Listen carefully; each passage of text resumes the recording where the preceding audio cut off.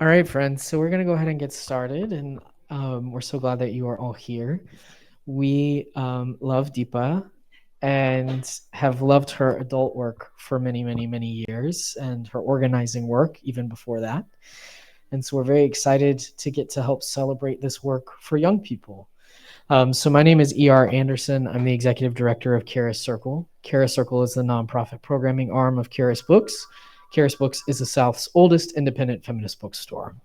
We are presenting today's event for the book We Are the Builders with our friends from many organizations. So I just want to quickly name them and then you can learn more about them. So Asian Americans Advancing Justice Atlanta, Raksha, the Democracy Lab South, and Project South are all co-hosts of this event, as well as our friends from the Rafat Mobile Library. And so I've asked our friends from the Rafat Library to speak first.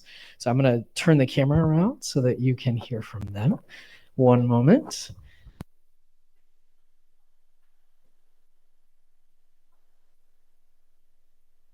So you'll just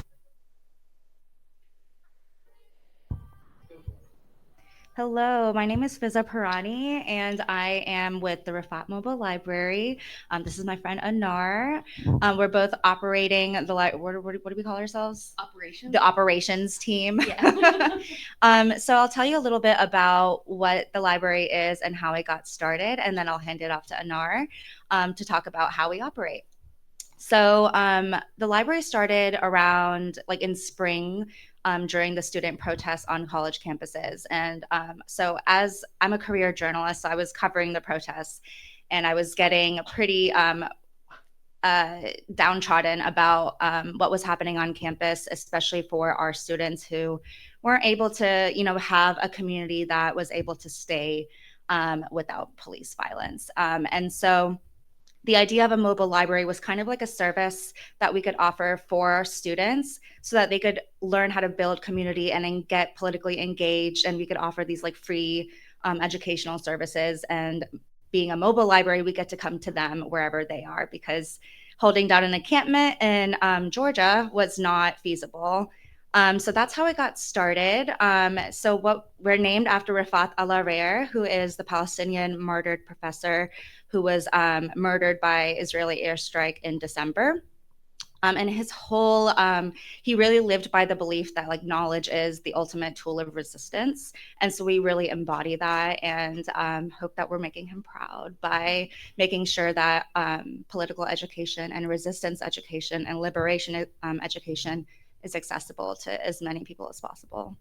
And I'll hand it off to Anar. Oh, hang on. A little bit of logistical maneuvering. So I'm Anar Parikh. Like Fiza said, we do the operations coordination for the library.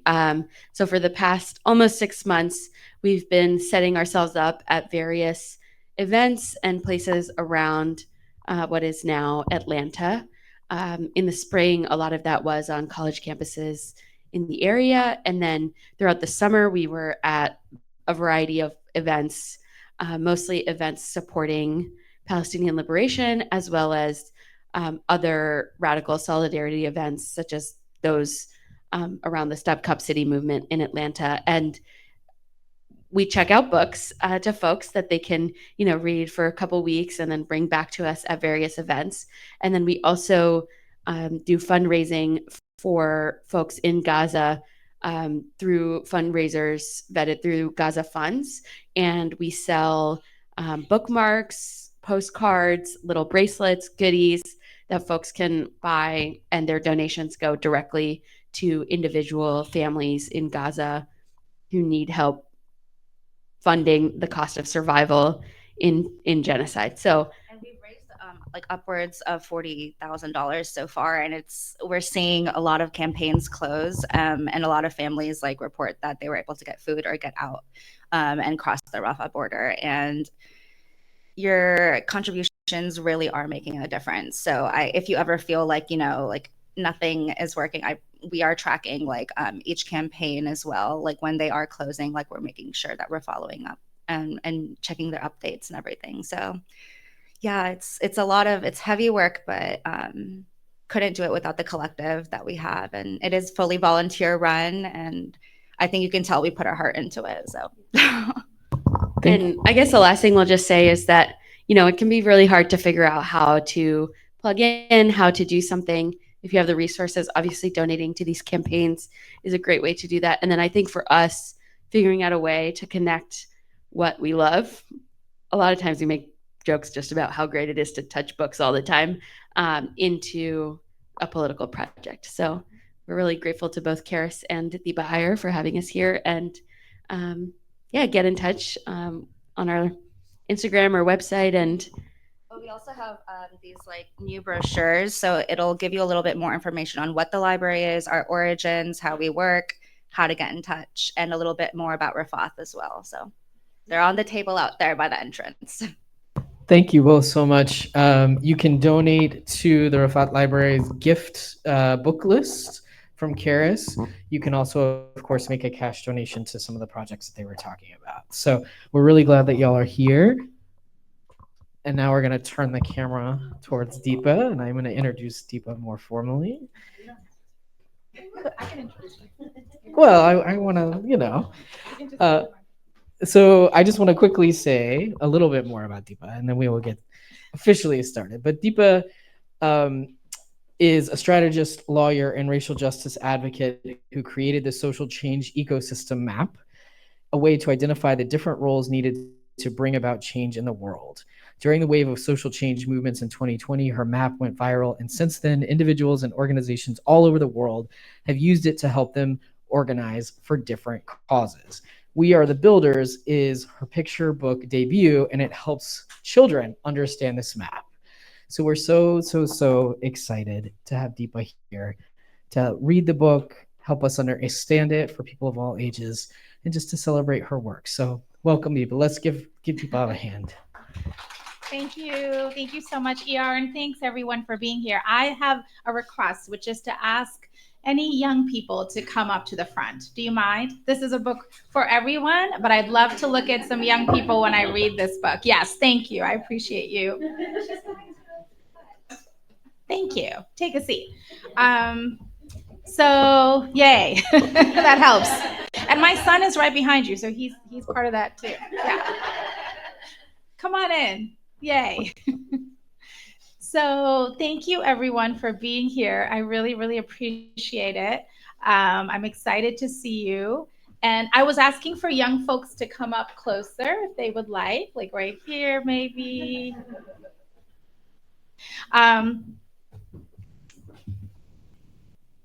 Thank you. This is great. I know you have a lot of things to do on a Saturday morning, so I appreciate you all being here.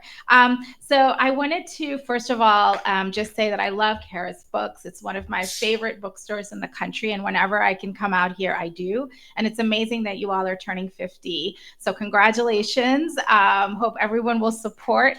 Congrats to ER and your team. It's amazing. I also wanted to thank, dear friends and organizations who supported this event for coming out here, who do amazing work in Atlanta. And I'm also lucky that my parents came down here from Kentucky, as well as my son, who this book is actually dedicated to. So the Rafath Al-Ariro Library just spoke a little bit about the work that they're doing in Atlanta. So please support them out here today, but online. And even if you're listening from parts outside of Atlanta, please do support their work as well, and do the same in parts around the country for Palestinian liberation. Okay, so I wanted to start by just sharing for the grown-ups here that the book that I am going to read out loud, which is a children's picture book, is based on a framework called the Social Change Map. And I have some copies here. Do you mind passing this around to folks? You can just take one and pass it around. Thank you. So this framework, which this book is about, really just envisions 10 different roles for us to play when we want to change our community. It's pretty simple. And I created a workbook for adults, which is also here, called Social Change Now. And when I created this book, I started hearing from a lot of teachers around the country who were using this framework to talk about change to little kids, from kindergarten to fourth grade. And that is what led me to write my children's picture book, We Are the Builders. Okay, so I'm just going to get into it. And then afterwards, if you have any questions, happy to respond.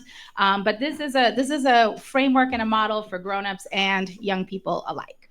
So We Are the Builders is a children's picture book that I wrote the words to, but my friend Romina Galota is the illustrator, and she's done an amazing job illustrating this book to really pull out the diversity and vibrancy of the children that are reflected in this book and the community that is reflected as well. And I know that many of you here are not of the age that this book is geared to, but I hope you will just sit back and enjoy having a book read to you that is a children's picture book, because I firmly believe that children's picture books are for everyone. Before I begin, this is a book that is a call and response. So there is a question that I will ask, and if that question resonates with you, I would love it if you would raise your hands, whether you are a younger person or a grown-up. Okay? All right. Okay. Welcome to our community day. Ready to find your role to play? My name is Ramla, and just so you know, this is Ramla. I'm your guide. Follow me and stay by my side. So many grown-ups and kids are here.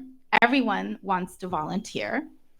There's plenty to do in our own town. Help new friends and plant trees in the ground. The time is now. Let's all play a part. Listen and learn what moves your heart. We are the builders. We form and forge, construct and fix, improve homes with nails and bricks. See those old desks, tables, and chairs? They're good as new with some repairs. Who wants to join the builders? Yeah, I see some builders raising their hands. Yes. We are the caregivers.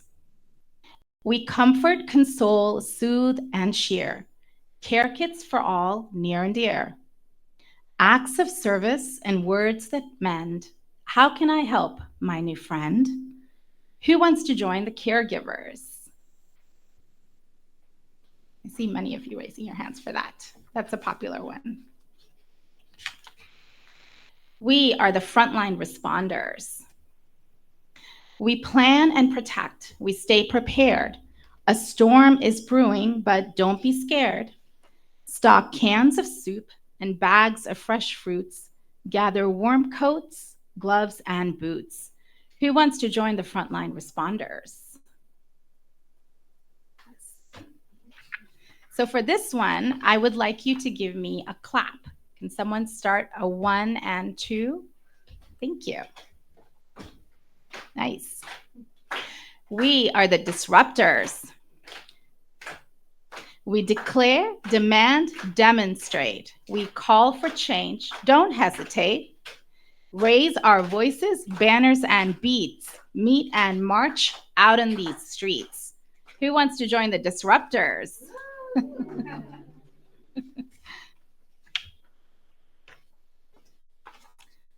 We are the experimenters. We scan, invent, and improvise. We solve hard problems with fresh eyes. What if these used bottles and rags could become backpacks and bags? Who wants to join the experimenters? Yes.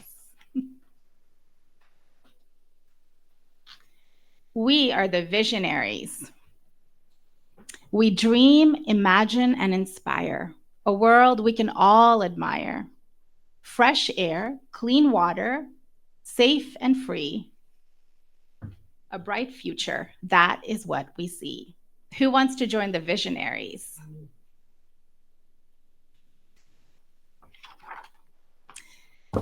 We are the weavers. We stitch, we braid, we intertwine. Common threads link our hearts and minds. When people fight or disagree, find what connects you and me. Who wants to join the weavers? So for this one, before I introduce it, let's take a deep breath. Take a deep breath in and let it go. Because we are the healers. We renew, restore, and relieve. We tend to those who cry and grieve. Sometimes, when the world is too much, we nurture with breath and touch. Who wants to join the healers? We're the storytellers. We sing, we dance, we create art. We bring joy and love heart to heart. Vibrant murals preserve our past. Our histories are cherished at last.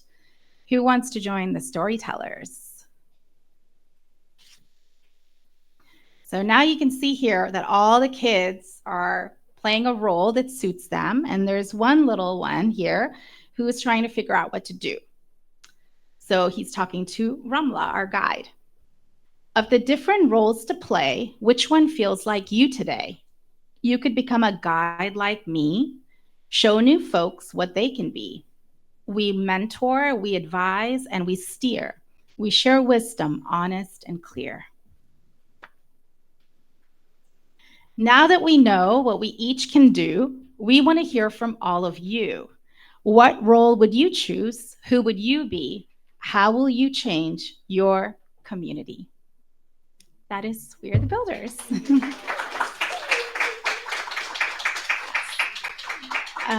Thank you. You all are very patient and kind. And this book also has the framework that I mentioned in it, and it has a lot of questions for you as a caregiver, a parent, or a teacher to continue having a conversation with young people. And on my website, there is a conversation guide as well, where you can take the conversation further to even look at different examples and where young children can actually play some sort of role. So my hope with this book is that it offers young children some language to identify their inner gifts that they can use throughout their lives to create change in our community. So I will pause and just see if anyone has any questions or if anything is coming up for you as you listened. And if anyone has any questions, I want to bring the mic to you. That's why I popped up. Is anyone surprised by what role resonated with them? Thank you, ER. I noticed you all raised your hand several times, so. Yeah, so it's clear that we all play different roles and many roles. I often say that if you feel like you're playing like 7 out of 10, that should be like a yellow signal that you might be doing a little too much. And also, our roles are supposed to change during our lives, depending on our own journeys, the context, right? What is needed of us in our community. And this is a map or a framework that emphasizes sustainability and well-being. So if you've played one role quite often and is taxing, you don't have to leave because you're burned out. It's about finding a different role to play that can support your community. For folks with kids and you see your child maybe having certain talents in one area, is it good to cultivate them in that one area, or do you want to cultivate them in multiple areas? Well, as a parent myself, I would say like let the child lead as much as possible. But I think that if I've noticed that when I read this book to little children, they're very quick to raise their hands and they just identify themselves very easily. So I think it's an opening to kind of have a conversation about, well, what does it mean to be a storyteller? Why do you like to tell stories? How can stories actually change our community, right? So I would say that kind of mentoring children to explore these different roles in the context of community. Once you find it in yourself, then it's about, well, how can you then use that in service of others? Yeah, Stephanie. Hi, Deepa. How did you? How did you come up with the framework? Like, what was it a combination of experience and things that you're noticing in the field, or how did you come up with it? Yeah. Thanks, Stephanie. Yeah, so I came up with it in 2017, and maybe people can recall what was happening in 2017 with like the separation of families, the Muslim ban, and I was feeling quite overwhelmed with everything that was happening in our world, and also unclear about how we can make a difference. So absolutely, it's what I saw in terms of what I think communities have done over decades in this country and in other parts of the world, learning from other social movements. And so this framework kind of is really reflecting the ways in which social movements come together. But it's a multidimensional framework in that you can see yourself as a person, as an individual, but it also works to see yourself as an institution. So what role does my institution play in the larger movement? So yes, personal experience, but a lot of reading and learning from other social movements. And I think what resonates is that it's a visual, and it's people seem to look at it and then immediately identify themselves, and then it can go from there. Any other questions or thoughts? Yeah. Is the goal that we need one of each of these different people in order to make social change happen? And how do we make that happen? Yeah, thanks, Aisha. I think that when we're in an institution or a grouping, it is helpful to have folks play many of these roles, but it's also about how the roles are complementary. So, for example, a lot of our movements and community work has visionaries who see the North Star and they'll say, this is the world that we need. But they can't really do that if they don't also work in conjunction with builders who are creating the scaffolding between that North Star and our reality, as well as experimenters who are ready to try out different ways of building, right? So it's also about having folks work in conjunction with each other. Or like disruptors and frontline responders really need caregivers and healers. That will kind of sustain our work and double it down even more. I'm curious if, like, in this current moment, you're finding that there's a specific, category that you feel like needs more attention. Yeah, I love that question. In this specific moment, I would say over the past 5 years, most of what we see are disruptors and frontline responders, and that's necessary because we're living in a time of urgency with overlapping crises. But part of this framework is to say that there are those of us who might not be able to be on the streets, with the beats, but we're still doing other work that is vital, like caregivers or healers. But the one role that rarely shows up, does anyone want to guess what it is in our spaces? Experimenters.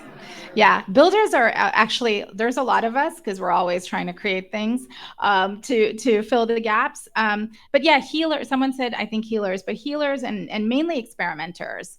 That's the one that I'm always trying to identify. And I think like you all did that in a way with the mobile library, right? That is a way, that to me is a way of bringing attention to a cause that is vital, that is not the same as like the disruptor or frontline responder roles, which are absolutely important, right? But you're kind of being an experimenter in the space and trying it out and course correcting and changing things as needed. So having the space to do that is also really important. So it's emergent.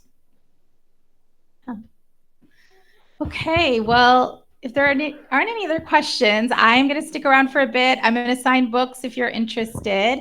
I also have bookmarks for folks that I wanted to pass out if you'd like to take one about this framework. But really, really glad that you're here. Thank you for making time on a Saturday morning, and thank you, ER. Yeah, thank you so much, Deepa. And we want to say for everyone that if you're an adult who's here and you're just fascinated by this framework, you should read Deepa's adult book if you want to hold that up. Because it's a wonderful, wonderful way to expand on these principles. And then also, will you hold up your other adult book, which is how we first engaged with you, We Too Sing America, which is a beautiful, beautiful book. So you could get all three today if you wanted. No pressure. but Yes. they're all great, and you can learn so much from Deepa. So thank you so much for all of your work. Thanks to everyone for being here. Hang out, have fun. We do have another event at 2:00 if you want to just make it a double header today. Nico Lang will be here talking about his work with trans youth across America and the pressure that trans young people are facing today with all the anti-trans laws. So it's a great day of social change stories about young folks. So thank you so much. Let's give Deepa one more round of applause. Thank you, everyone.